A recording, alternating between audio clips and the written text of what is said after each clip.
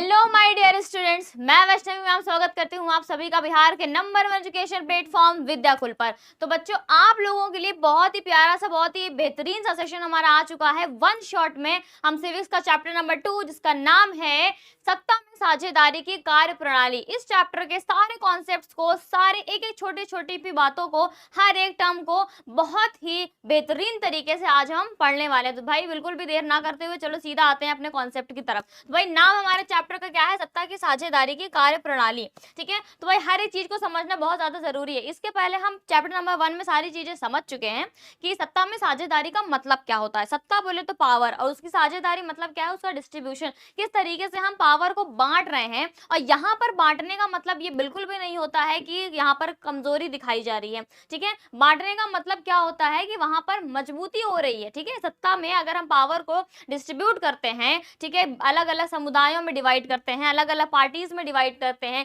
या अलग अलग लेवल्स में डिवाइड करते हैं, अलग अलग ऑर्गन्स में डिवाइड करते हैं, तो यहाँ पर क्या है? यहाँ पर हमारा जो गवर्नमेंट का जो सिस्टम है, यहाँ पे जो हमारा पावर है, यहाँ पे जो हमारी सत्ता है, वो और ज्यादा मजबूत होती है। जो लोकतंत्र होगा वो और ज्यादा मजबूत होगा। तो भाई उसी को हमें देखना है कि किस तरीके से वो काम करता है। पहले चैप्टर में हमने देखा कि भाई सत्ता को हम किस तरीके से डिस्ट्रीब्यूट कर सकते हैं। दूसरे चैप्टर में हमें ये देखना है कि ये लोकतंत्र में किस तरीके से काम करता है।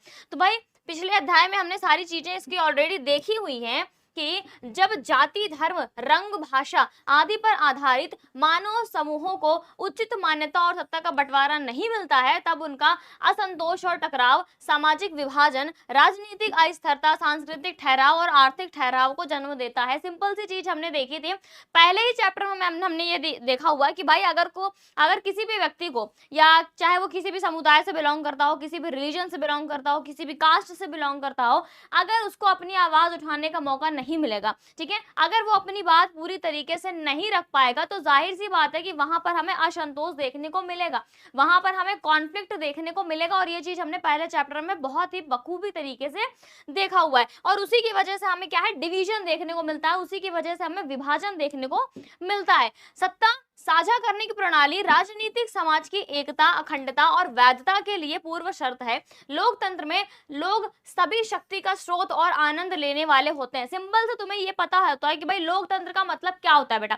लोकतंत्र का मतलब होता है कि लोगों का तंत्र, लोगों का शासन, जनता का शासन होता है यहाँ पे।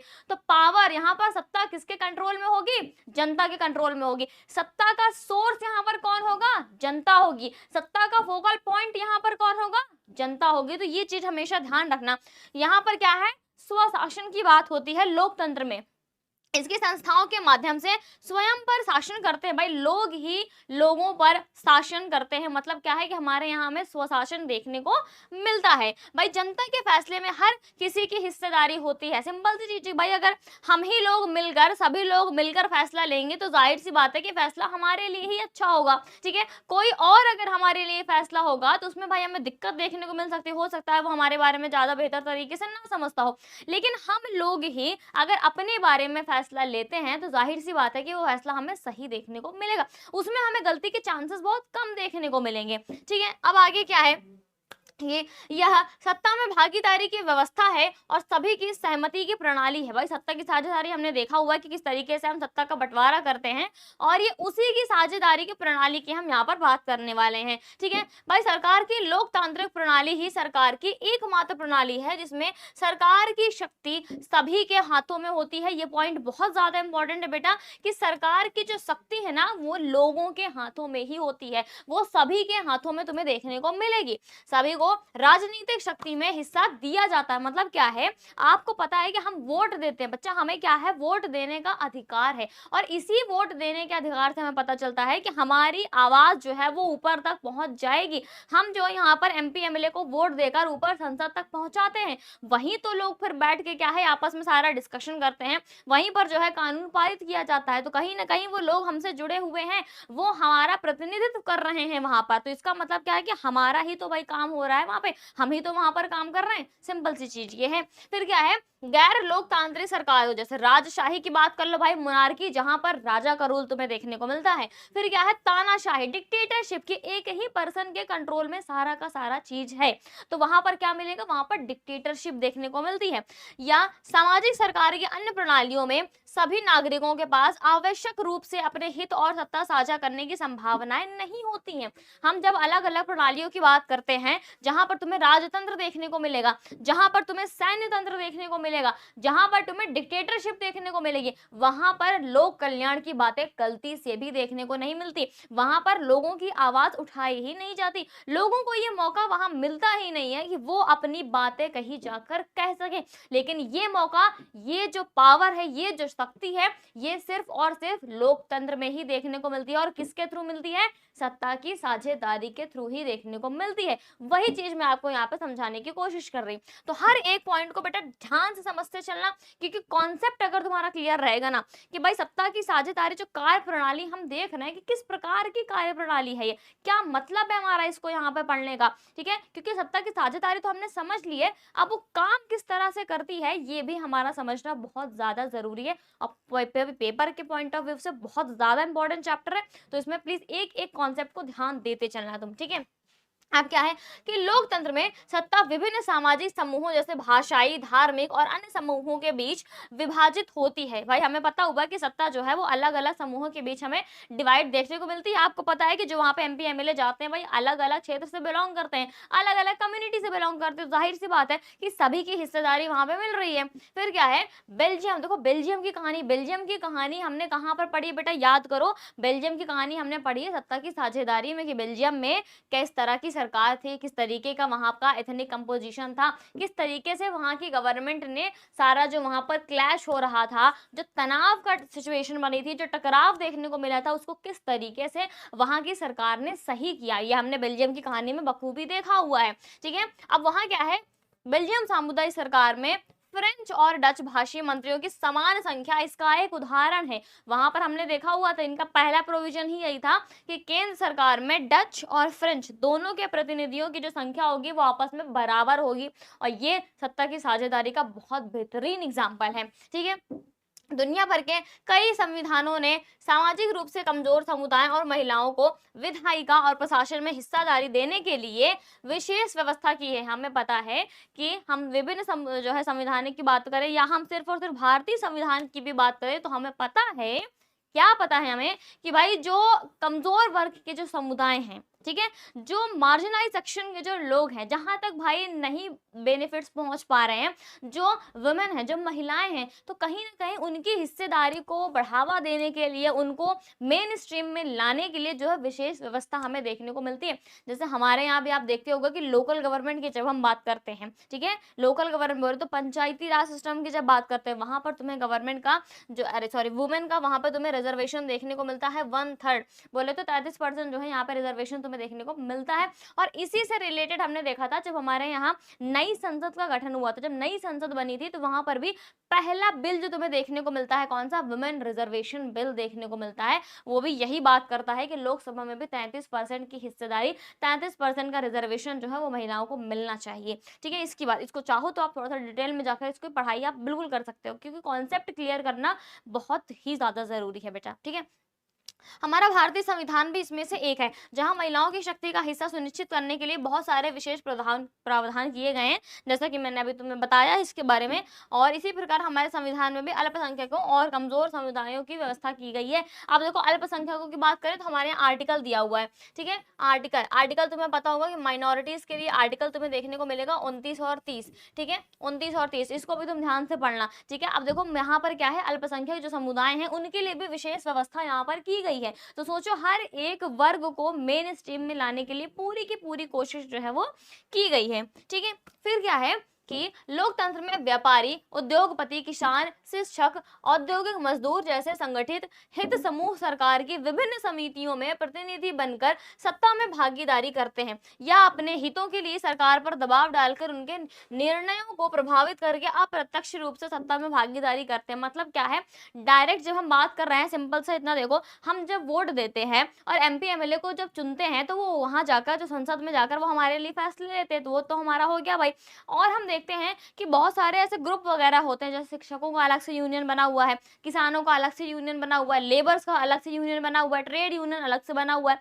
तो इस तरीके के जो यूनियन है, ये कहीं ना कहीं आपने देखा होगा कि स्ट्राइक वगैरह होती है, ठीक है, डेमोन्स्ट्रेशन होता है, लोग धरने पर बैठ जाते हैं। तो ये क्या करते हैं, ये सरकार के फैसले को इन्फ्लुएंस करने की कोशिश करते हैं, ठीक है। तो इसका मतलब तुम्हें क्या समझ में आ रहा है कि कहीं ना कहीं लोगों के हाथ में पावर है, लोगों के हाथ में सत्ता है, तभी वो जाकर इस तरीके के कदम उठाकर वो सरकार के निर्णय को जो है इफेक्ट करने की कोशिश करते हैं। इसी को तो बोलते हैं सत्ता में साझेदारी, ठीक है भाई। राजनीतिक दल सत्ता के बंटवारे का सबसे जीवंत रूप है। राजनीतिक दल बोले तो जो पार्टीज है हमारे यहाँ, आपको पता है हमारे यहाँ तो कितनी सारी पार्टीज है, लोग छोटा मोटा भी ग्रुप बनाकर खड़े हो जाते हैं, रजिस्ट्रेशन कराने के लिए चले जाते हैं, भाई हमको पॉलिटिकल पार्टी बनना है, ठीक है। तो इतनी सारी तुम्हें यहाँ पे पॉलिटिकल पार्टीज जो है वो देखने को मिलेंगी। तो यहाँ आप सोच रहे हो कि इतनी सारी पार्टीज में ही सत्ता का बंटवारा है, तो ये कितना बड़ा एग्जाम्पल तुम्हें देखने को मिल रहा है। ये तुम्हें सिर्फ भारत में देखने को मिलेगा। ये जो मल्टी पार्टी सिस्टम वाला है ना प्रॉब्लम, जो इशू है यहाँ पे, जो मल्टी पार्टी वाला सिस्टम तुम्हें देखने को मिल रहा है ना, वो तुम्हें भारत में देखने को मिलता है। बाकी आप देखते हो कि भाई चाइना में भी ले देखिए एक ही पार्टी भाई जीतती चली आ रही, अमेरिका में भी ले देखिए 2 ही पार्टी है। तो इसी तरीके आप देख रहे हो भाई, कहीं पे भाई जो है सिंगल पार्टी वाला सिस्टम है, कहीं जो है डबल पार्टी वाला सिस्टम है, और हमारे यहाँ आप देख रहे हो कि मल्टी पार्टी सिस्टम देखने को मिलता है। भाई राजनीतिक दल सत्ता के बंटवारे के लिए शक्तिशाली सौदेबाजी एजेंट है। मतलब क्या है, ये सत्ता की साझेदारी एक तरीके से क्या है, एजेंट के तौर पे काम करते हैं भाई, लोगों के बीच में और सरकार के बीच में। ये पॉलिटिकल पार्टीज ही तो हैं जो हमेशा जो है अपना, अब फायदा बोलो या बेटा नुकसान बोलो, जो भी बोलो, अब उनके लिए तो वो वही होता है ना कि आप चुनाव के टाइम पे चले आते हो कि हम तो तुमसे बिलोंग करते भाई, हम तो तुम्हारे हैं और हमें वोट दो, हमें भारी मतों से बहुमत जो है दिलाओ, और उसके बाद हम भूल जाते हैं कि क्या हम वादा करके चले आए हैं। तो कुछ भी हो, बट हाँ कहीं ना कहीं एक कड़ी के तौर पर तो है ही सरकार और लोगों के बीच में कौन भाई, ये जो सारे पॉलिटिकल पार्टीज तुम्हें देखने को मिलती हैं, ठीक है। और हम देख लेते हैं और क्या है, सत्ता की साझेदारी का प्रत्यक्ष रूप तब भी देखने को मिलता है जब 2 या 2 से अधिक पक्ष शामिल होते हैं। इसको हम बोलते हैं कोलिजन गवर्नमेंट, बोले तो गठबंधन सरकार। हाँ, गठबंधन सरकार का नाम सुना है तुमने कभी कि नहीं भाई? बहुत बार सुना है मैम, है ना भाई, बहुत बार सुना गया है। अब गठबंधन का मतलब क्या है, जब एक पार्टी को बहुमत नहीं मिलती है, ठीक है, जब एक पार्टी को बहुमत नहीं मिलती है तो 2 या 2 से अधिक पार्टी जो अपने वोट को मिलाकर, उसको वोट को शेयर करके एक गठबंधन की सरकार बनाती है। तो यहाँ पर भी क्या हो रहा है, यहाँ पे भी तो सत्ता का बंटवारा हो रहा है बच्चा, ठीक है। फिर क्या है, सरकार चुनाव लड़ती है, ये सरकार बनाती है, इसलिए सत्ता के बंटवारे का शीर्षतम रूप जो है गठबंधन की राजनीति या गठबंधन सरकारों में हम देख सकते हैं। सिंपल सी चीज है, जब अलग अलग विचारों पर विभिन्न सामाजिक समूह और विभिन्न क्षेत्रीय और स्थानीय हितों वाले राजनीतिक दल एक समय में सरकार के एक स्तर पर जो है वो सत्ता साझा करते हैं। सिंपल सी वही चीज तुम्हें बता चुकी हूँ मैं गठबंधन सरकार से रिलेटेड। आप देख रहे हो भाई, आप सरकार में भी आप देखते होगे कि अलग अलग कम्युनिटी से लोग बिलोंग करते हैं, अलग अलग, कोई जाति का है, कोई अलग अलग धर्म का है, कोई अलग अलग समुदाय से आ रहा है। तो कहीं ना कहीं हर एक वर्ग की आवाज जो है वो सरकार तक पहुंचती है। तो यही चीज बताने की कोशिश की जा रही है कि सत्ता की साझेदारी इस तरीके से काम करती है, ठीक है। अब क्या है बेटा, हाँ देखो, प्रेशर ग्रुप्स की बात करें, जो मैंने अभी तुम्हें बताया था कि भाई शिक्षकों का अलग से ग्रुप बन गया, ट्रेडर्स का अलग से ग्रुप बन गया, इंडस्ट्रियलिस्ट का अलग से ग्रुप बन गया, किसानों का अलग से बन गया, लेबर्स का अलग से बन गया। तो वो सारे हम देखते हैं कि वो प्रेशर ग्रुप्स हैं जो कहीं ना कहीं धरना वरना देकर जो है क्या है, अपनी बात मनवाने की कोशिश करते हैं, सरकार के जो फैसले हैं उनको चेंज करने की कोशिश करते हैं, ठीक है। लोकतंत्र में विभिन्न हितों और विचारों को संगठित तरीके से व्यक्त किया जाता है। इसके अलावा जन संघर्ष और जन आंदोलन, जो मैंने तुम्हें बताया कि भाई स्ट्राइक वगैरह होती है, डेमोन्स्ट्रेशन होता है, तो वही जन संघर्ष की बात करते हैं, जन आंदोलन की बात करते हैं, उसके माध्यम से भी किया जाता है। दबाव समूहों की तरह इस संघर्ष आंदोलन में विभिन्न प्रकार के हित समूह शामिल हैं और यह हो सकता है कि वे समान हितों के लिए लड़ रहे हो। मतलब जाहिर सी बात है कि कोई ना कोई इनके पास एक कॉमन ऑब्जेक्टिव आता है, ठीक है। अब इतना बड़ा ग्रुप है, कोई ना कोई कॉमन ऑब्जेक्टिव होगा, कोई ना कोई कॉमन गोल होगा, तभी ना उसको लेकर ये लड़ाई लड़ते हैं। तो बस सिंपल, जैसे हमने किसानों का भी देखा तो धरना, रिसेंटली हमने किसानों को धरना देखा, भाई कितना बड़ा तुम्हें धरना देखने को मिला। और इनका मेन वो था कि भाई जो 3 कृषि कानून आए थे उनको वापस ले लिया जाए, और धरने के बाद हमने देखा भी कि उसको वापस ले लिया गया। तो इस तरीके से जो है वो इफेक्ट करते हैं सरकार के फैसले पर, ठीक है। अब देखो थोड़ा सा हम अगर बाहर की बात कर लें, हमने इंडिया की बात अभी समझी, थोड़ा सा बाहर की अगर बात कर लें, बाहर भाई फॉरेन कंट्रीज की बात कर लें, तो नेपाल में क्या हो रहा है, नेपाल में राजशाही खत्म कर चुने हुए प्रतिनिधियों को सत्ता सौंपने का आंदोलन। ठीक है, अब देखो किस तरीके से जो है कि राजशाही खत्म करने के लिए हमने देखा कि नेपाल में भी हमें आंदोलन देखने को मिला है, और बोलीविया में जल युद्ध देखने को मिला है। भाई वहां पे पता है, वहां पे वाटर टैक्स लगा दिया गया था। ठीक है, मतलब पानी का पैसा जो है वो टैक्स उस पर जो है वो ज्यादा लेने लगे थे, तो उसी के विरोध में हमें यहाँ पर जो है जल युद्ध भी देखने को मिलता है बोलीविया में। महिलाओं के लिए आरक्षण सुविधाओं के लिए भी हमने संघर्ष देखा हुआ है। ठीक है, सूचना के अधिकार, सूचना का अधिकार बोले तो 2005 वाला, ठीक है, आरटीआई एक्ट, उसके लिए भी हमने आंदोलन देखा हुआ है भारत में। ये सब भी सत्ता के बंटवारे के प्रयास के जो है प्रत्यक्ष और अप्रत्यक्ष उदाहरण है। तो उदाहरण हमेशा याद रखना, कहीं पे भी अगर आपको भाई आंसर फ्रेमिंग करनी होती है, आंसर लिखना होगा, ठीक है, तो सिर्फ स्टेटमेंट लिख के चले आओगे तो ना चलेगा बच्चा। यहाँ पे तुम्हें क्या है, प्रॉपर जो है तुम्हें जो है उदाहरण देना पड़ेगा, प्रॉपर तुम्हें एग्जाम्पल देना पड़ेगा, तभी तो जाके तुम्हारा आंसर जो है बहुत सुंदर सा लगेगा, बहुत खिला सा लगेगा, और जब एग्जामिनर देखेगा ना तो उसे समझ में आएगा कि बच्चे ने एग्जाम्पल यूज किया, इसका मतलब उसके दिमाग में बातें गई है, उसको पता है कि ये चीज क्या है। ठीक है, तो रट के जाओगे तो उतना ही लिख के आओगे, बट थोड़ा सा दिमाग लगाओगे, उदाहरण दोगे, रिसेंटली आप रिसेंट का एग्जाम्पल ज्यादा दिया करो। ठीक है, अभी अभी के फिलहाल में जो बातें हुई है उनको आप एग्जाम्पल में लिखोगे ना तो आपका आंसर और ज्यादा बेहतर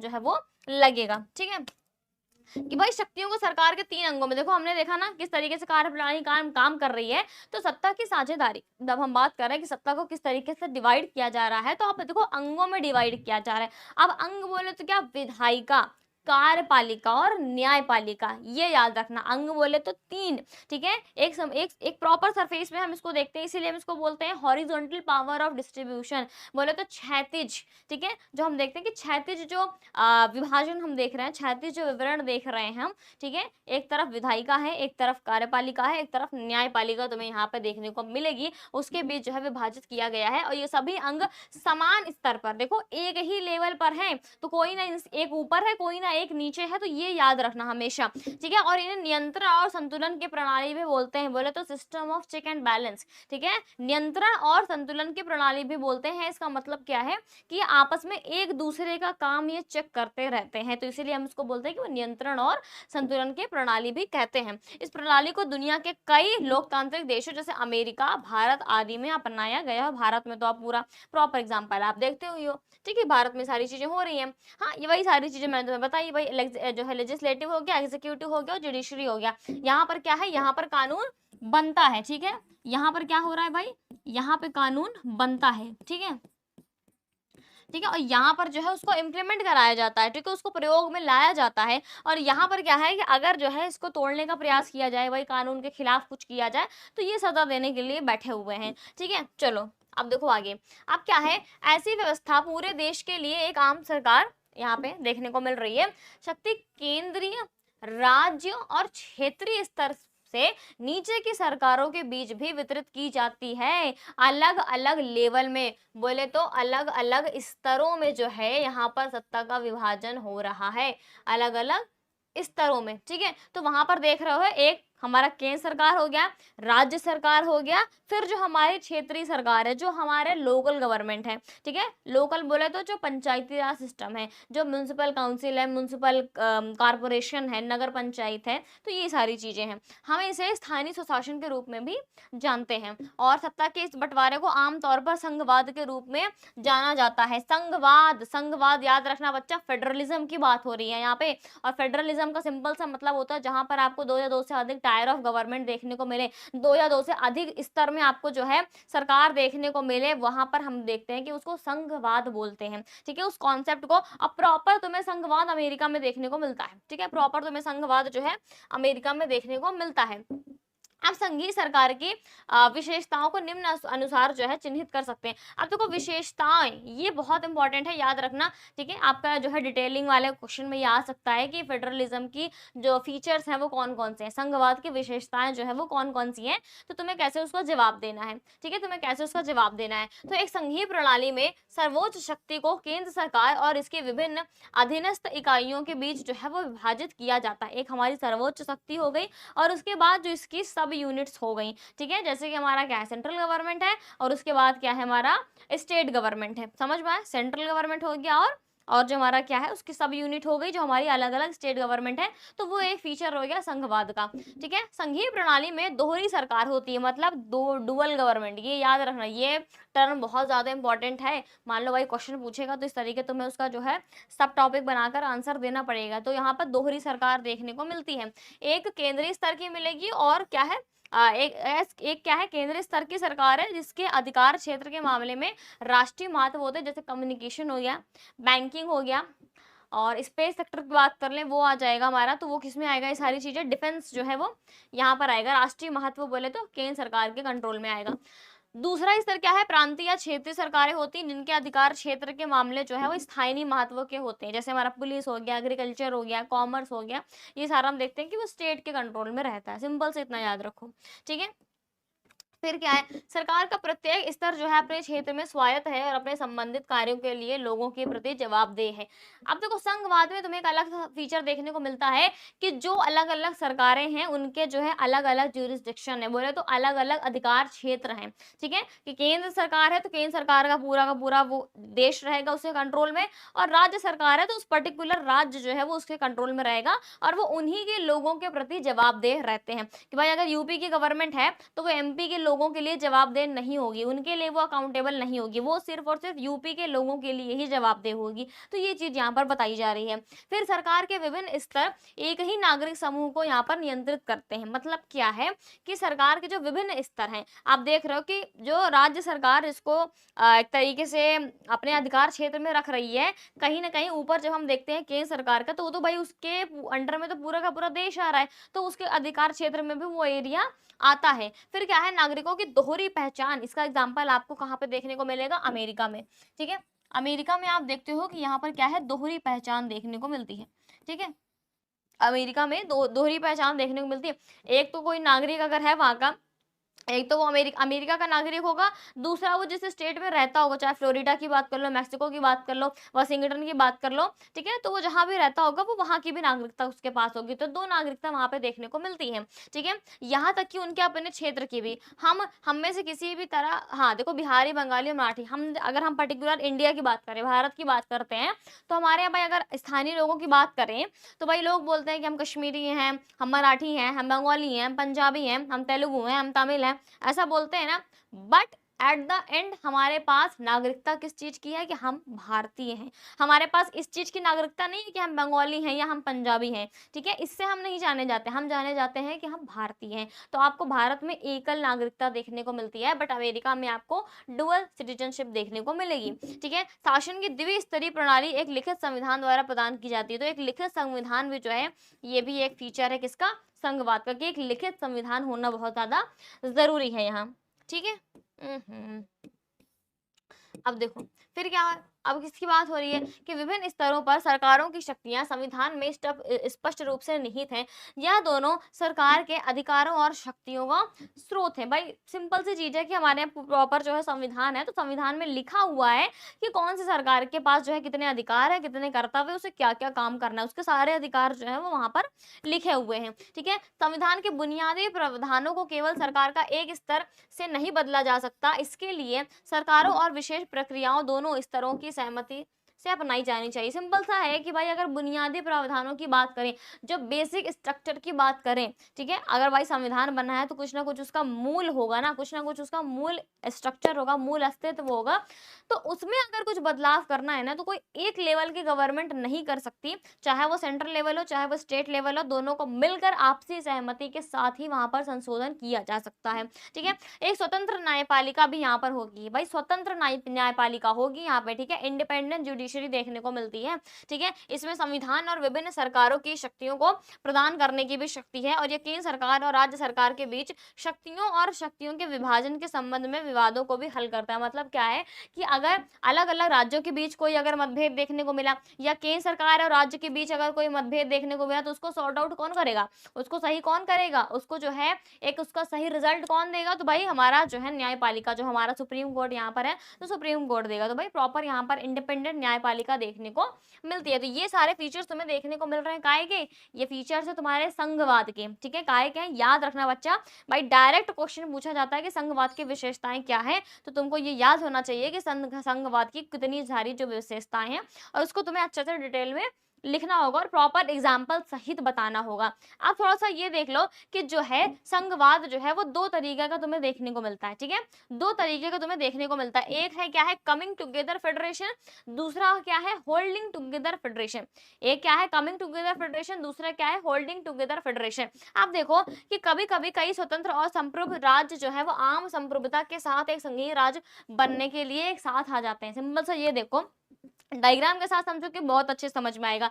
कभी कभी ऐसा क्या होता है कि अलग अलग जो है वो राज्य हैं, ठीक है। क्या है बच्चा, अलग अलग राज्य हैं, समझ लो ये तुम्हें देखने को मिल रहे हैं। अब इनको ये लग रहा है कि अगर हमें आपसी जो है संप्रभुता को बचा कर रखना है, कोई और हम पर जो है वो रूल ना कर सके आके, हमको सबको एक साथ रहना है, तो ये सब मिलकर क्या कहते हैं कि आओ भाई एक जो है प्रॉपर जो है एक बड़े से बिगर पॉलिटिकल यूनिट को क्रिएट कर लेते हैं। एक हम बोल सकते हैं एक बड़े से संप्रभुता वाले राज्य को हम यहाँ पर क्रिएट कर लेते हैं, जैसा कि हमें अमेरिका में देखने को मिलता है कि अमेरिका में टोटल आपको 50 स्टेट्स, पहले तो भाई 13 कॉलोनीज थी, ठीक है। उन सब ने आपस में क्या किया, आपस में मिलाकर एक यूएसए का फॉर्मेशन किया, यूनाइटेड स्टेट्स ऑफ अमेरिका का फॉर्मेशन किया, ठीक है। वो क्लियर हो गया कि भाई अलग अलग राज्य थे, वो साथ में आकर उन्होंने एक बड़ा राज्य जो है यहाँ पर बना लिया। तो ये क्या होता है, ये होता है कमिंग टुगेदर फेडरेशन की, आपस में आकर एक जो है बड़ा यूनिट जो है वो क्रिएट कर लेना, जैसे कि अमेरिका, स्विट्जरलैंड, ऑस्ट्रेलिया में तुम्हें देखने को मिलता है। तो ये चीज याद रखना। तुम यहाँ पे थोड़ा सा मैप वैप भी देख सकते हो कि यहाँ पे देखो तुम अलग अलग जो है तुम्हें स्टेट देखने को मिल रहा है, जैसे में कोलोराडो है, मैक्सिको है, टेक्सास है, लुसियाना है, मिसिसिपी है, अल्बामा है, जॉर्जिया है, इंडियाना है, ठीक है, और मिनेसोटा यहाँ पे देखने को मिला, मोंटाना है यहाँ पे। तो अलग अलग आप स्टेट देख रहे हो। आज के टाइम में आपको टोटल 50 स्टेट यहाँ पे देखने को मिलते हैं। और यहाँ पर खास बात ये है कि ये सारे स्टेट जो है वो इंडिपेंडेंट है, वो स्वतंत्र हैं, वो चाहे तो अमेरिका को छोड़ के जा सकते हैं, बट इनके बीच वो एग्रीमेंट तुम्हें देखने को मिलेगा कि वो छोड़कर नहीं जाते। बट भारत में ऐसा नहीं है, भारत में कोई भी राज्य जो है वो भारत को छोड़कर अलग नहीं हो सकता, ठीक है। यही दो डिफरेंस तुम्हें देखने को मिलता है। अब देखो स्विट्जरलैंड में भी तुम्हें देखने को मिलता है। मैप बच्चा अच्छे समझ लेना बस केवल, ठीक है। दूसरा हम क्या देख रहे हैं, holding together federation. Holding together में क्या है कि प्रॉपर एक बड़ा यूनिट है हमारे पास, ठीक है, एक बड़ा यूनिट हमें यहाँ पर देखने को मिल रहा है। बट क्या है, थोड़ा सा अपने शासन को आसान करने के लिए यहाँ पर क्या है, इसको अलग अलग पार्ट में, अलग अलग स्टेट्स में डिवाइड कर दिया गया है। तो उस टाइप के फेडरेशन को हम क्या बोलते हैं, होल्डिंग टुगेदर फेडरेशन बोलते हैं, ठीक है। जब एक बड़े देश को कई राजनीतिक इकाइयों में विभाजित कर दिया जाता है और वहां एक प्रांतीय सरकार की व्यवस्था की जाती है, हर एक प्रांत में अलग अलग सरकार देखने को मिलेगी और केंद्र में दूसरी सरकार बनती है, तो वहां पर भी एक संघीय सरकार जो है स्थापित होती है, उसको हम बोलते हैं होल्डिंग टुगेदर फेडरेशन, जिसका एग्जाम्पल तुम्हें देखने को मिल रहा है क्या, भारत। क्लियर है भाई, समझ में आया। कहीं कोई दिक्कत हो तो बेल्जियम में भी तुम्हें देखने को मिलेगा, ठीक है। बेल्जियम और भारत दोनों का मैप प्रॉपर बना हुआ है, ठीक है, डन।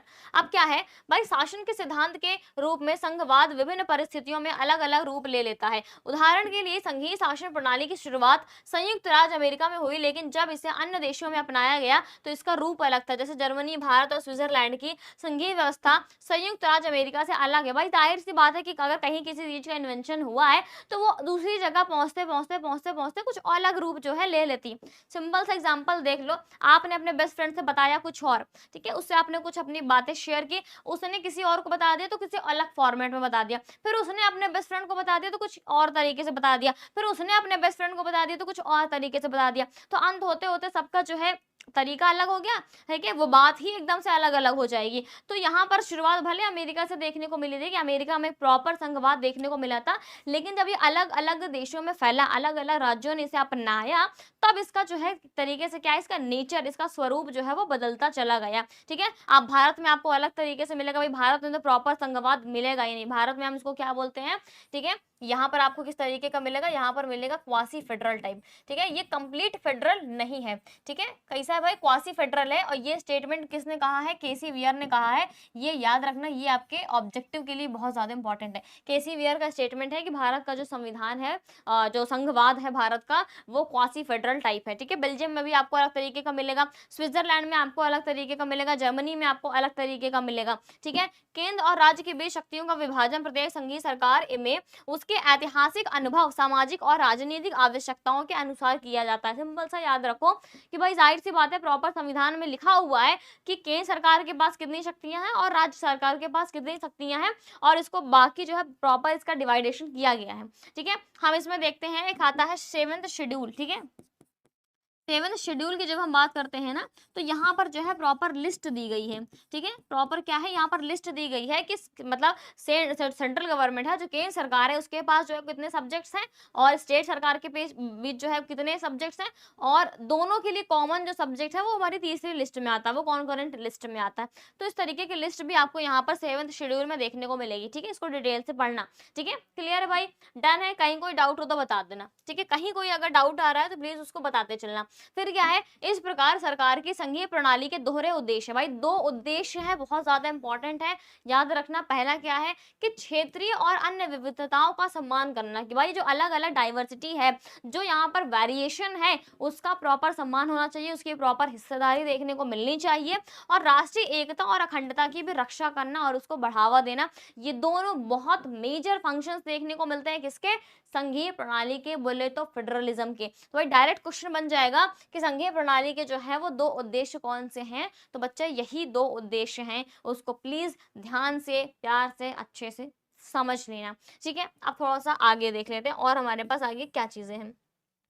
ठीक है, आओ भाई, हाँ अब ये देखते हैं। अब हमने क्या देखा कि भारतीय जातीयता, धर्म, भाषा, संस्कृति के मामले में विविधता से भरा देश है। भाई हमें पता है कि हमारे यहाँ बहुत ज्यादा डाइवर्सिटी है, हमारे यहाँ इतनी ज्यादा वेरिएशन देखने को मिलेगी कि आपको दुनिया में कहीं ना देखने को मिले। ठीक है, तुमको खुद ही पता है। फिर यहाँ 20 प्रमुख भाषाएं और सैकड़ों अन्य भाषाएं बोली जाती है। भाई देखो, भाषा की हम तो गिनती नहीं कर सकते, प्रॉपर हमारे यहाँ क्या है 22 तुम्हें देखने को मिलेगी संविधान में, और इसके अलावा भी बहुत सारी हैं, बहुत सारी। भाई जगह जगह पे बोलियां चेंज हो जा रही हैं। ठीक है, विभिन्न क्षेत्रों के लोगों की भागीदारी और विभिन्न भाषाओं को बोलने की व्यवस्था करना, ताकि लोगों को स्वशासन का अवसर मिले।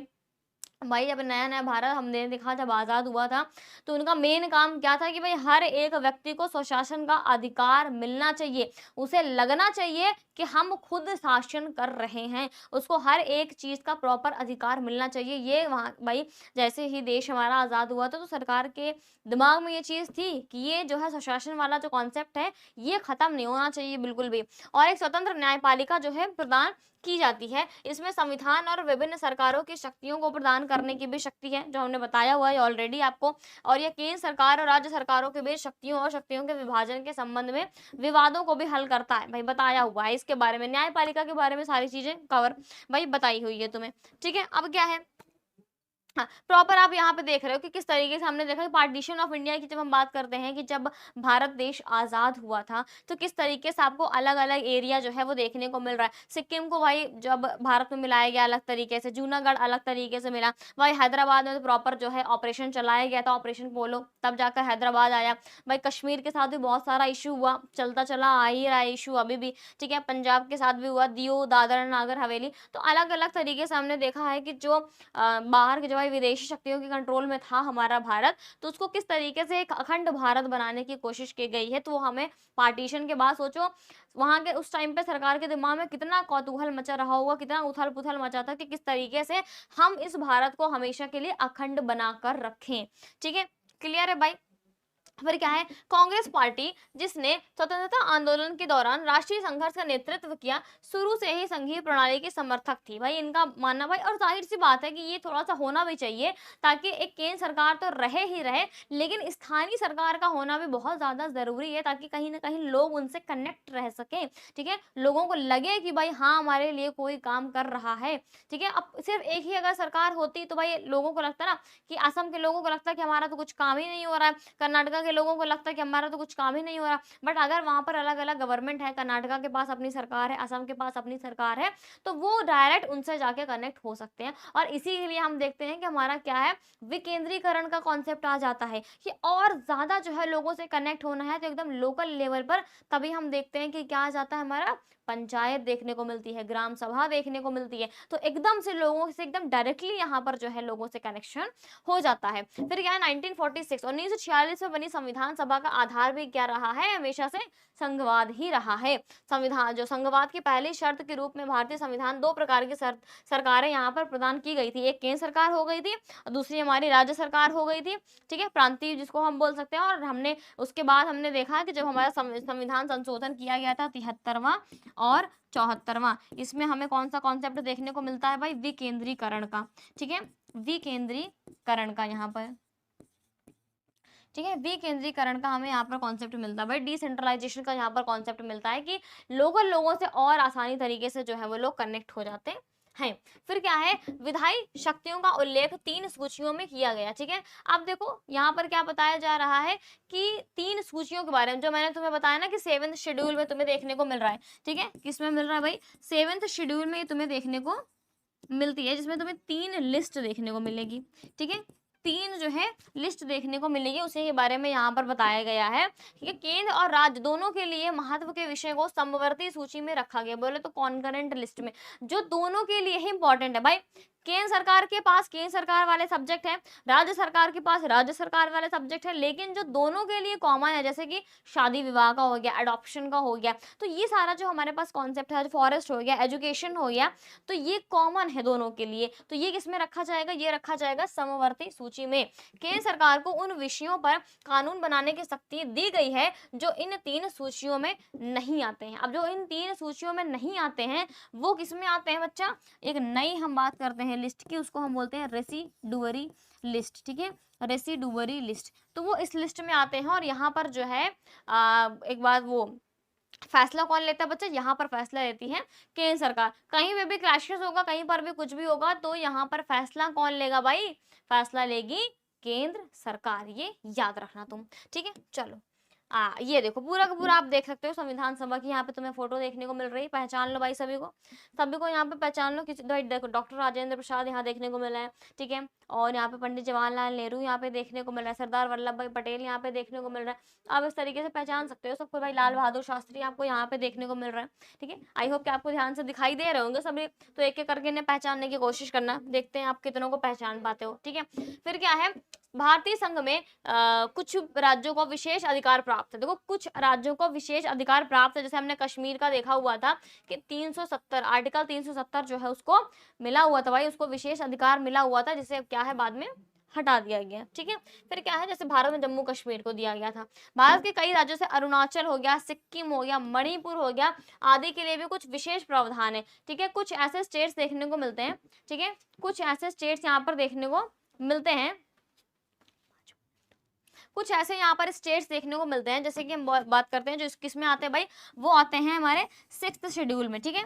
6th शेड्यूल में कुछ हमारे स्टेट्स आते हैं जिनको क्या है, विशेष अधिकार जो है देखने को मिलता है, जिसको हम ऐसे फॉर्मूले से याद करें तो क्या है, ATM स्क्वायर, ठीक है, ATM स्क्वायर, तो इन्हें याद रखना, ठीक है। ये कुछ ऐसे स्टेट्स हैं जो कि 6th शेड्यूल में आते हैं और इन्हें क्या है, विशेष अधिकार दिए गए हैं। एक स्वतंत्र और सर्वोच्च न्यायपालिका प्रदान की जाती है, ऑलरेडी तुम्हें बताया हुआ है। केंद्र और राज्यों के को जो है पास कर लगाने और सरकार चलाने और अन्य जिम्मेदारियों के निर्वहन के लिए आवश्यक राजस्व और जाति के लिए संसाधन जुटाने की शक्ति है भाई हर एक सरकार के पास, चाहे हम केंद्र सरकार की बात कर लें, चाहे हम राज्य सरकार की बात कर लें, प्रॉपर उनके पास जो है अपना एक तरीके से क्या है, रेवेन्यू जनरेट करने की यहाँ पर उनके पास शक्ति है। कुछ ऐसे कर हम देखते हैं कि भाई उसको लगाती केंद्र सरकार है बट कलेक्ट करती है राज्य सरकार, फिर आपस में जो है इनके बीच बंटवारा होता है। तो ये सारी चीजें हमने देखी हुई हैं। प्रॉपर आप इतना याद रखो कि जो हम देख रहे हैं कि भाई केंद्र सरकार और राज्य सरकार के बीच जो है अलग अलग तरीके से शक्तियों का बंटवारा देखने को मिलता है, ठीक है। हाँ, जैसे कि हम बता रहे थे क्या कि हमने देखा था कि भाई कुछ ऐसे हमारे राज्य भी देखने को मिल रहे थे जिनको क्या विशेष अधिकार दिया गया था। तो भाई 6th शेड्यूल जैसे मैंने तुम्हें बता दिया कि ATM स्क्वायर इतना याद रखना, बाकी कुछ इतना डिटेल में जाने की जरूरत नहीं है। फिर क्या है कि संघीय सिद्धांतों का विचारधारा इतिहास की वास्तविकता द्वारा निर्देशित होता है यदि संघीय इकाइयों के बीच आपसी विश्वास, सहयोग, सम्मान और संयम की संस्कृति हो तो संघीय व्यवस्था आसानी से लागू हो जाती है। भाई सिंपल सी चीज है, क्योंकि पावर शेयरिंग हो रही है, सत्ता की साझेदारी हो रही है, तो जिनके जिनके साथ भी हो रही है तो आपस में क्या है, एक समन्वय बनाकर रखना ही होता है। तो भाई अगर समन्वय बनाकर रखेंगे तभी ना ये आसानी से जो है वो लागू हो पाएगा, आसानी से जो है इसका कार्यान्वयन देखने को मिलेगा। फिर क्या है, सोवियत समाजवादी गणराज्य संघ दुनिया में एक महान शक्ति के रूप में उभरा, लेकिन 1989 के बाद यह कई स्वतंत्र राज्यों में विघटित हो गया। हम देख रहे हैं कि जब समाजवादी व्यवस्था की बात करते हैं ना, तो ये हमें सोवियत रशिया में देखने को मिलता है। ये उसका सबसे बड़ा एग्जाम्पल देखने को मिलता है कि किस तरीके से जो है पावर को हम किस तरीके से बांट सकते हैं, किस तरीके से जो है एक समाजवादी गणराज्य की जो स्थापना हो सकती है। और रही बात इसके विघटन की, तो ये विघटन होता है 1991 में, ठीक है। 1991 में हमें इसका विघटन देखने को मिलता है, जिससे हमें रशिया जो है वो मिलता है, ठीक है। रशिया जो है सबसे बड़े देश के तौर पे जो है इसी से मिलता है। वेस्ट इंडीज की कुछ कहानी है, देखो इस कहानी को समझो, ठीक है। नॉर्मल आप इसको पढ़ लोगे तो समझ में आ जाएगा कि क्या यहाँ पर हो रहा है। वेस्ट इंडीज में क्या हो रहा है कि फेडरेशन ऑफ वेस्ट इंडीज, ठीक है, इसकी स्थापना होती है कब, 1998 में। फैक्ट की चीज है, शांति से सुनते जाओ बस केवल, कि फेडरेशन ऑफ वेस्ट इंडीज की बात हो रही है, जिसकी स्थापना हुई है 1958 में। लेकिन केंद्र सरकार की कमजोरी और संघीय इकाइयों की राजनीतिक प्रतिस्पर्धा के कारण इसे 1962 में भंग कर दिया गया। मतलब क्या है कि सिंपल सा फॉर्मेशन हुआ है, लेकिन आपस में इतना ज्यादा जो है तनातनी की सिचुएशन देखने को मिली कि 1962 में उसे भंग कर दिया गया। फिर क्या है, हालांकि 1973 की फिर क्या है, चिगरय संधि। भाई संधि का नाम याद रखना, चिगरय संधि आपको कहां पे देखने को मिल रही है, 1973 में वेस्ट इंडीज में देखने को मिल रही है। इस स्वतंत्र प्रायद्वीपों में एक आम संसद, एक आम अदालत, एक मुद्रा, मतलब क्या, एक कॉमन चीज देखने को मिल रही, कॉमन करेंसी देखने को मिलेगी, कॉमन अदालत देखने को मिलेगी, कॉमन यहाँ पर तुम्हें क्या है, संसद देखने को मिलेगी। कौन सी संधि के अकॉर्डिंग, 1973 की संधि के अकॉर्डिंग, ठीक है। एक आम बाजार जिससे कैरेबियन समुदाय कहा जाता है, उसकी एक साझा कार्यपालिका होती है और सदस्य देशों के शासनाध्यक्ष जो है उस कार्यपालिका के सदस्य होते हैं। और इस प्रकार वहां की इकाइयों ना तो एक देश के रूप में रह सकती थी और ना ही अलग अलग। जाहिर सी बात है कि यहाँ पर क्या तुम्हें अलग अलग चीजें देखने को मिल रही हैं। अब देखो एक ही एरिया में अगर अलग अलग संस्कृति वाले लोग रह रहे हैं तो क्या वो साथ में रह पाएंगे, क्या वो साथ में रह पाएंगे? भाई कितना भी आप लोग जो है एक को एक करने की कोशिश कर लो, बट इतने ज्यादा जो है तनातनी की सिचुएशन मिलेगी कि वो एक रह ही नहीं सकते। तो यहाँ पर देखो उनको बांधने की कोशिश तो की जा रही है, बट वो क्या है, वो एक नहीं रह पा रहे हैं। बट आप एक कहानी देखो कि किसी, हाँ ये थोड़ा सा मैप समझ लेना भाई कि काय का मैप है, ये तुम्हें देखने को मिल रहा है, ये मैप वेस्ट इंडीज का मैप है, ठीक है। अब आगे देखो कि एक कहानी आती है नाइजीरिया की। नाइजीरिया की कहानी से थोड़ा सा अलग है कि यदि किसी देश के विभिन्न क्षेत्र और समुदाय एक दूसरे पर भरोसा नहीं करते हैं तो संघीय प्रणाली जो है वो सफल नहीं होती, वो हमें पता है। फिर क्या है कि इससे हमें नाइजीरियाई संघीय प्रणाली के उदाहरण से भी समझ सकते हैं। यहाँ पर जो है संघवाद की स्थापना होती है कब, 1950 में, ठीक है। लेकिन नाइजीरिया और भारत के 3 प्रमुख जातीय समूह जैसे इरुबा, इबो और हौसा, भाई इनका नाम याद रखना, इन समूहों का नाम याद रखना ऑब्जेक्टिव के लिए बहुत ज्यादा इंपॉर्टेंट है। फिर क्या है, इन्होंने अपना प्रभाव बढ़ाने के लिए पता है क्या किया, इन्होंने अपना प्रभाव बढ़ाने का प्रयास किया कि किसी तरीके हमारा डोमिनेंस जो है वहां पर स्टैब्लिश हो जाए, जिससे अन्य जाति समूहों में भय और संघर्ष का माहौल हो गया। भाई अलग, फिर दूसरे लोगों को थोड़ी ना पसंद आएगा ये चीज।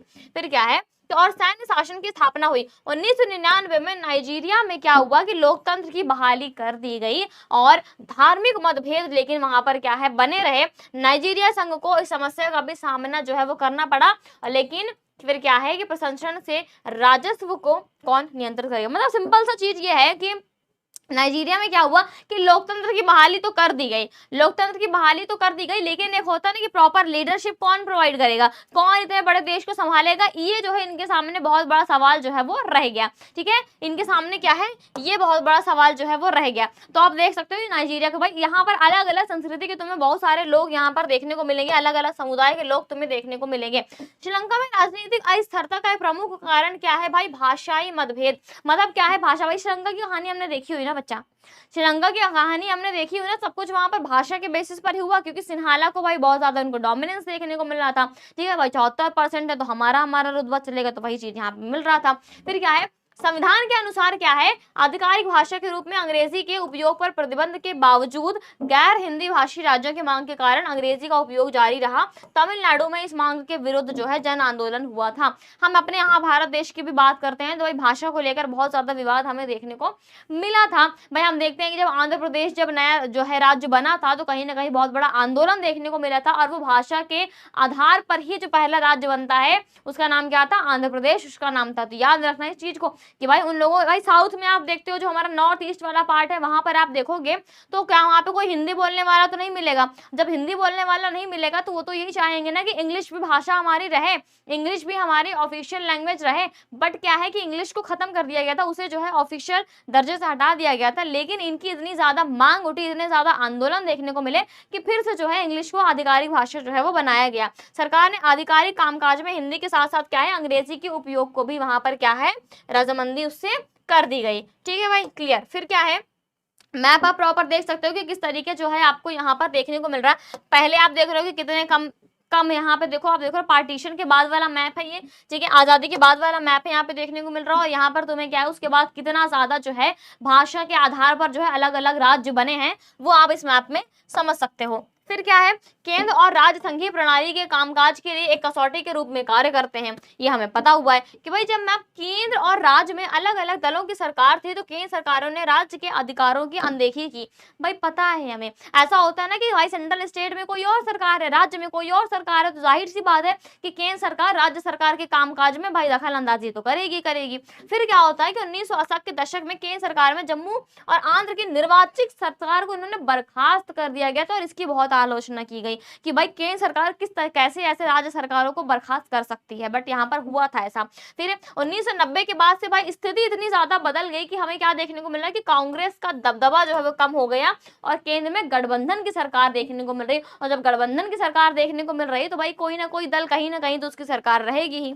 ठीक है, तो फिर सारी चीजें आप देख रहे हो कि वहां पे अलग अलग, अब देखो सरकार में ही आप वेरिएशन देख रहे हो तो फिर कहाँ से ये चीजें देखने को मिलेगी। फिर एक के हाथ में तो भाई पावर है नहीं, यहाँ पर तो बहुत सारी आइडियोलॉजी देखने को मिल रही है, बहुत सारी पावर देखने को मिल रही है गठबंधन में। फिर क्या है, अच्छा ये बहुत इंपॉर्टेंट टॉपिक है बेटा, सिंपल से इतना जान लो कि यहाँ पर जो है 73वां संशोधन हुआ था और 74वां संशोधन देखने को मिलता है कब भाई, 1992 में। ठीक है, 1992 में। और इसी के तहत हम क्या देखते हैं, पंचायत, इसी के तहत हम क्या देखते हैं भाई, पंचायत देखते हैं। और यहाँ पर हम क्या देखते हैं भाई, जो हमारा नगर निगम हो गया, जैसे नगर पालिका वगैरह हो गया। ठीक है, क्या हो गया भाई, नगर पालिका, नगर पंचायत तुम्हें यहाँ पर देखने को मिलेगी। ठीक है, नगर निगम तुम्हें यहाँ पर देखने को मिलेगा। ठीक है, तो आप इसी के तहत देख सकते हो। ये बहुत बड़ा यहाँ पर तरीके से हम बोल सकते हैं कि भाई सेंटर पावर के पास जो सारी सत्ता है कहीं ना कहीं उसे स्थानीय में हम थोड़ा सा क्या है, पावर डिवाइड कर दे रहे हैं। क्या कर रहे हैं, पावर को हम बांटने की कोशिश कर रहे हैं। भाई सेंट्रल गवर्नमेंट से पावर लेकर अगर स्थानीय सरकार को पावर दी जा रही है, इसी कॉन्सेप्ट को हम क्या बोलते हैं, विकेंद्रीकरण बोलते हैं, इसी को हम बोलते हैं डिसेंट्रलाइजेशन। और उसका यहाँ पर प्रॉपर जो है वो अमेंडमेंट करके बताया गया है हमारे संविधान में। ठीक है, अब क्या है कि भाई बिहार में पंचायती राज व्यवस्था की एक झलक देखते हैं कि बिहार में किस तरीके की पंचायती राज व्यवस्था हमें देखने को मिल रही है। यहाँ सिर्फ और सिर्फ बिहार के पर्सपेक्टिव से हम समझते चलेंगे कि वैशाली का लिच्छवी गणराज्य जो है लोकतांत्रिक शासन का एक अच्छा उदाहरण था।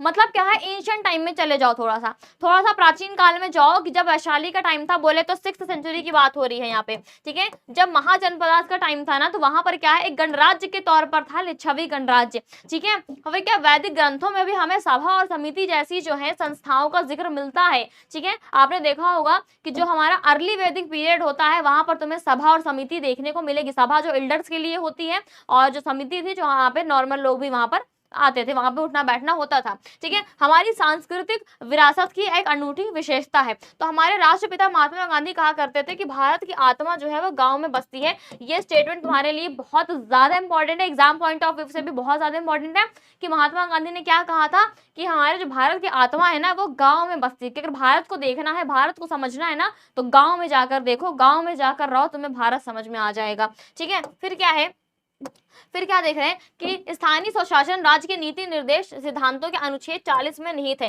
बोले तो डीपीएसपी, ठीक है, ये तुम्हें कहां पर देखने को मिलेगा, डीपीएसपी। पंचायत की कभी बात करोगे जो गांधीयन प्रिंसिपल देखने को मिलता है तो वो तुम्हें डीपीएसपी के आर्टिकल 40 में देखने को मिलेगा, ठीक है। बलवंत राय मेहता समिति, ये बहुत ज्यादा इंपॉर्टेंट है बेटा कि कौन सी कमेटी ने जो है ये रिकमेंडेशन दिया था कि ऐसा कुछ होना चाहिए कि पंचायत होना चाहिए।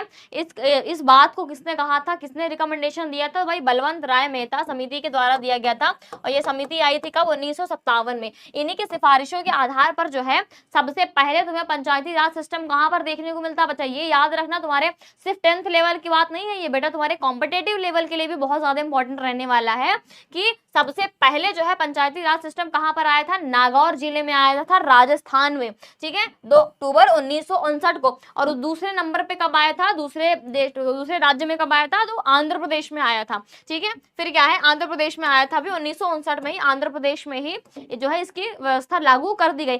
3 यहाँ पर प्रॉपर हम स्तर देखते हैं कि ग्राम स्तर पर पंचायत देखने को मिलेगी, ब्लॉक स्तर पर पंचायत समिति या क्षेत्रीय समिति मिलेगी, और जिला स्तर पर तुम्हें जिला परिषद देखने को मिलेगा। तो इन्हीं को थोड़ा सा डिटेल में हम अभी देख लेते हैं कि क्या क्या सारी चीजें हैं। आप देख शांति से ऐसे देख सकते हो कि ग्राम लेवल पर भाई विलेज लेवल पर ग्राम पंचायत है, ब्लॉक लेवल पर तुम्हारा पंचायत समिति है, और जिले लेवल पर क्या है तुम्हारा जिला परिषद है, ठीक है, जिला परिषद है। तो इसी तरीके याद रखना इसको।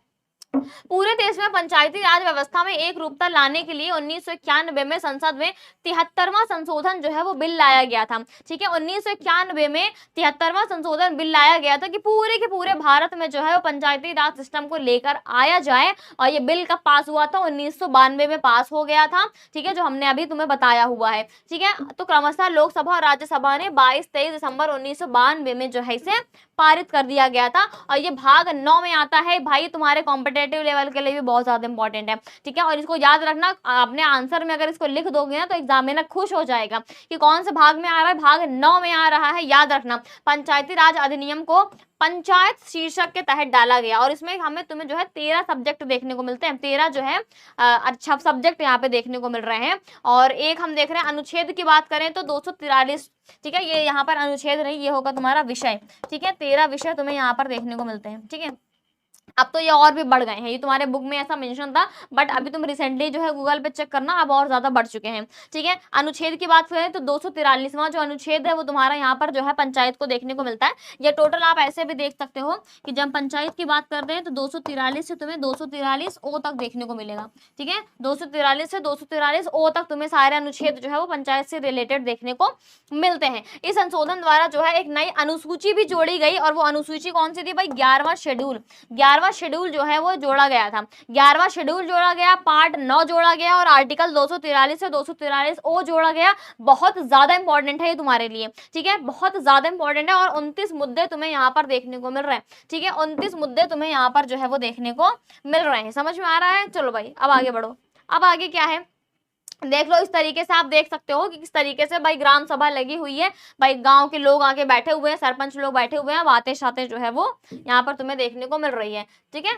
क्लियर है भाई, पंचायत भवन तुम्हें देखने को मिल रहा है यहाँ पे। अब क्या है कि राज्य सरकार ग्राम पंचायतों की स्थापना के लिए जो है 60,000 की औसत जनसंख्या को आधार मानती है कि किसी भी गांव में अगर 60,000 की औसत जनसंख्या है तो वहां पर एक ग्राम सभा होनी चाहिए, वहां पर एक ग्राम पंचायत होनी चाहिए, ऐसा क्राइटेरिया रखा गया है।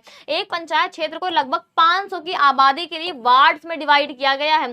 आपको पता होगा ना कि जब इलेक्शन का टाइम आता है तो अलग अलग वार्ड्स के लोग होते हैं, ठीक है, अलग अलग वार्ड से जो है वहां पर जो है सूचियां निकलती हैं। तो 500 की आबादी के हिसाब से जो है अलग अलग वार्ड यहाँ पर बनाया गया, ठीक है। और जिनकी संख्या देखते हैं कि एक गांव में 15 से 16 हमें वार्ड देखने को मिलते हैं। हर पंचायत में सरकार द्वारा एक पंचायत सेवक की नियुक्ति की जाती है। ये पंचायत सेवक की नियुक्ति सरकार द्वारा की जाती है, ये पॉइंट याद रखना कि सरकार द्वारा की जाती है, जो सचिव की भूमिका निभाता है। बिहार पंचायती राज अधिनियम कब आया था? 2006 में। पूरे के पूरे देश में कब आया था? 1992 में हमने देखा है। बिहार का पंचायती राज अधिनियम कब आता है? 2006 में आता है, ये याद रखना। और इसके तहत महिलाओं के लिए कुल सीटों में जो है आधी यानी 50% की तुम्हें यहाँ पर रिजर्वेशन देखने को मिल रहा। बिहार में 50% का रिजर्वेशन दिया जाता है, कहां पर? पंचायत में। याद रखना भाई, पंचायत की सीटों में। फिर क्या है हाँ भाई, आरक्षण का प्रावधान है। यदि ग्राम पंचायतों के सदस्य जो है वो 2/3 बहुमत से मुखिया के खिलाफ अविश्वास जो है प्रस्ताव ला दें तो भाई मुखिया को अपनी गद्दी छोड़नी पड़ेगी। कितना भाई जरूरत होता है भाई, 2/3 बहुमत की जरूरत होती है, ये याद रखना। ठीक है, 2/3 बहुमत की जरूरत होती है, बस इतना याद रखना केवल। फिर क्या है, कुछ सामान्य कार्य है भाई, मेन मेन हम देख लेते हैं कि कौन कौन सा काम करती है ग्राम पंचायत। तो भाई पंचायत क्षेत्र के विकास के लिए वार्षिक योजना और वार्षिक बजट तैयार करना, ये तो भाई काम ही है। फंड वंड के लिए भाई पैसा वैसा के बारे में तो सोचना पड़ेगा। प्राकृतिक आपदाओं से किस तरीके से भाई निपटा जाए, भाई अपने लेवल का अकॉर्डिंग, कि एक गांव में जितनी सारी प्रॉब्लम्स हो सकती हैं उन सारी प्रॉब्लम्स का निवारण करना, उनका निराकरण करना ही ग्राम सभा का काम है, ग्राम पंचायत का काम है। सार्वजनिक संपत्ति से भाई अतिक्रमण हटाना और स्वैच्छिक कार्यकर्ताओं को संगठित करना और सामुदायिक कार्य में स्वयं सेवा करना भाई। ठीक है, फिर क्या है, उनकी शक्तियां क्या है, क्या पावर है उनके पास। तो संपत्ति का अधिकरण वो कर सकते हैं भाई, संपत्ति का वो अधिग्रहण कर सकते हैं, संपत्ति को वो कब्जा सकते हैं, ये उनके पास पावर है। धारण और निपटान करने का और उसकी संविदा करने की इनके पास शक्ति है। ठीक है, कर, वार्षिक कर की जब बात करते हैं तो भाई जल कर, भाई पावर उनके पास, जल कर वो ले सकते हैं, स्वच्छता कर ले सकते हैं। मेला और हाटों की व्यवस्था भी कराते हैं भाई, गाँव में मेला वाला लगवाया जाता है ना, तो वो ग्राम प्रधान का काम होता है, ग्राम पंचायत का काम होता है। ठीक है, वाहन के पंजीकरण में भी शुल्क देखने को मिल रहा है। अधिकार क्षेत्र में जो है व्यवसायिक प्रतिष्ठानों के कर, तो कर वर लेकर भी अपना थोड़ा सा पैसा वैसा कमाने का एक तरीके से सोर्स उनका हो जाता है। ठीक है, और बाकी तो राज्य वित्त आयोग जो है, स्टेट प्लानिंग कमीशन, तो वहां से तो इनको फंड बकायदा मिलता है। ठीक है, स्टेट प्लानिंग कमीशन से तो इनको बकायदा फंड दिया जाता है। ठीक है, आय के स्रोत मैंने जैसे बताया तुम्हें कि कर वर लेते हैं। ठीक है, जल कर हो गया, स्वच्छता कर हो गया, वाहन का भाई कर हो गया, मेला वेला लगवाते हैं तो उससे पैसा कमा लेते हैं। बाकी जो स्टेट फाइनेंस कमीशन है वहां से इनको पैसा मिलता रहता है। ठीक है, शुल्क और किराया जैसे मैंने तुम्हें बताया भाई, तीर्थ स्थल हो गया, हाट हो गया, मेले का पंजीकरण हो गया। ठीक है, और भी बहुत सारे जैसे कि शौचालय हो गया, ये भी सारी चीजें, पानी की आपूर्ति हो गई, सड़कों की जो भी हो गई, तो ये सारी चीजों में हम किराया विराया लगा के रेंट वेंट ले लेते हैं और जो है टैक्स लगा देते हैं, तो उससे इनका जो है वो पैसा आता है। और बाकी तो भाई हमारा स्टेट है ही, स्टेट गवर्नमेंट फंड इनको अलॉट करती ही है। ठीक है, पंचायत समिति की बात करें तो भाई 5,000 की आबादी के आसपास की बात हो रही है। यहाँ पर पंचायत समिति का एक सदस्य का प्रावधान है कि 5,000 की आबादी पर पंचायती समिति का एक सदस्य होना चाहिए, एक सदस्य होना चाहिए। और प्रमुख उप प्रमुख भाई इनके होते हैं, सीधे सदस्यों में से चुने जाते हैं और उनके वोटों से चुने जाते हैं, कि जो भी भाई पंचायत समिति के सदस्य हैं उन्हीं के वोटों से जो है उसके प्रमुख जो है वो चुने जाएंगे। हाँ भाई, बोलते बोलते मेरे को थकान लग रही है सच में, क्योंकि यार इतना बोलना पड़ रहा है ना बच्चे, एकदम से लग रहा है तो पेट में मुझे हल्का हल्का सा दर्द सा भी हो रहा है, मेरे से बोला भी नहीं जा रहा है। बट हाँ, आप लोगों के लिए है, क्योंकि क्लास दो मेरी अभी टाइम से 2 टाइम से नहीं आ पा रही थी क्लास, तो भाई क्लास भी देना जरूरी है, क्लास करना भी जरूरी है। तो बट कोई नहीं, तुम लोग एनर्जी मेंटेन रखो, मैं पूरी कोशिश करती हूँ। चलो भाई, खंड विकास अधिकारी पंचायत समिति की बात कर रहे हैं, इसका पदेन जो है सचिव होता है। वह प्रमुख के कहने पर पंचायत समिति की बैठक बुलाता है। भाई पंचायत समिति की बैठक आपको जैसे ग्राम पंचायत का हो गया, वैसे पंचायत समिति की भी बैठक बैठेगी भाई, ब्लॉक लेवल की बात हो रही है। वह पंचायत समिति के निर्णयों को जो है लागू करता है और उसके धन से जो है वो खर्च वर्च, तो ये सारी चीजें हमने देखी है। सिंपल से देखो, जिला परिषद की बात करें तो 50,000, ठीक है, एक सदस्य पर 50,000 की जनसंख्या होनी चाहिए। जिला परिषद के एक सदस्य पर 50,000 की जनसंख्या होनी चाहिए। जैसा हमने देखा कि पंचायत समिति में एक सदस्य पर 5,000, जिला परिषद में एक सदस्य पर 50,000। ठीक है, फिर क्या है, जिला परिषद का कार्यकाल जो है 5 वर्ष का होता है और जिले के सभी पंचायत समिति प्रमुख जो है वो इसके मेंबर होते हैं, कि जो जितने भी पंचायत समिति के जो है जो हेड है ना, वो जिला परिषद के मेंबर होंगे, ये याद रखना। प्रत्येक जिला परिषद में एक अध्यक्ष होगा, एक उपाध्यक्ष तुम्हें देखने को मिलेगा। और 5 वर्ष के अंत में जो है पंचायतों का विश्वसनीय स्थिति को समीक्षा करने के लिए जो है राज्य वित्त आयोग का गठन किया जाता है। स्टेट प्लानिंग कमीशन, वही सारी चीजें हैं। ठीक है, वित्त आयोग बोले तो फाइनेंस, ठीक है, स्टेट फाइनेंस कमीशन की बात हो रही है। ठीक है, स्टेट फाइनेंस कमीशन, ठीक है, इसकी बात हो रही है। तो यहाँ पर जो है इसका गठन होता है इनको फंड वंड एलोकेट करने के लिए। और विघटन की स्थिति में जो है चुनाव 6 महीने के भीतर हो जाना चाहिए। मान लो अगर डिसॉल्व हो गया, मान लो अगर जिला परिषद जो है बीच में ही अगर उसको बंद करना पड़ गया, तो 6 महीने के अंदर अंदर जो है उसमें चुनाव कराना जरूरी है। और जैसा कि हमें पता है कि 2006 वाला जो अधिनियम है बिहार पंचायती राज का, तो महिलाओं के लिए कुछ सीटों का जो प्रावधान है वो 50% का रिजर्वेशन दिया गया है। ठीक है, अब बिहार में शहरी शासन की बात कर लें। अभी तक हम किसकी बात कर रहे थे, जो हमारा गाँव का हम देख रहे थे, ग्रामीण इलाकों का हम अब तक हमने देखा हुआ है। अब हम किसके बारे में देखेंगे बेटा, अब हम देखेंगे शहरी इलाकों के बारे में। तो इनका उल्लेख जो है मनुस्मृति में देखने को मिलेगा, महाभारत में भी तुम्हें देखने को मिलेगा। अरे ऑलरेडी जो मैंने तुम्हें बताया है ना, 6th सेंचुरी की बात बताई है कि महाजनपदास का टाइम था। कहाँ का था भाई? महाजनपदास का टाइम था। ठीक है, महाजनपद। ठीक है, महाजनपद की जब बात करते हैं तो वहां पर तुम्हें इनका उल्लेख देखने को मिलेगा। भाई सब शहरी इलाकों में आते हैं। पहला जो है शहरीकरण हमने देखा है, हड़प्पा सभ्यता की बात करते हैं। पहला शहरीकरण अगर तुमसे क्वेश्चन में पूछ लिया जाए तो कौन सा होगा? हड़प्पा सभ्यता देखने को मिलेगी। और दूसरा शहरीकरण की जब बात करोगे तो ये महाजनपद का टाइम आएगा। ठीक है, सेकंड अर्बनाइजेशन की जब बात करोगे तो महाजनपद का टाइम आएगा। यूनानी विद्वान जो है मेगास्थनीज, उन्होंने अपनी पुस्तक इंडिका में जो है मौर्य साम्राज्य की राजधानी पाटलिपुत्र के जो है नगर संगठन के बारे में विस्तार से बताया। मतलब पटना के बारे में इन्होंने विस्तार से बताया हुआ है अपनी किताब किसमें? इंडिका में।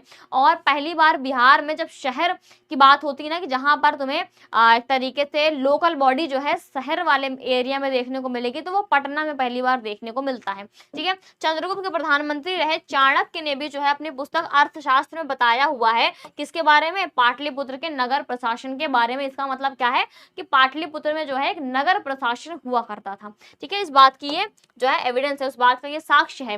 ठीक है, अब देखो 1992 में यहाँ पर आता है कौन सा? 74वां संशोधन। जैसे हमने देखा था पंचायत के लिए 73वां आया था, उसी तरीके जो है हमने देखा शहरी शासन के लिए आता है 74वां। ठीक है, और 3 प्रकार के संस्थान है, नगर पंचायत है, नगर परिषद और नगर निगम है। नगर पंचायत तुम्हारा जो है ये 12,000 से 40,000 की जनसंख्या के बीच में आएगा।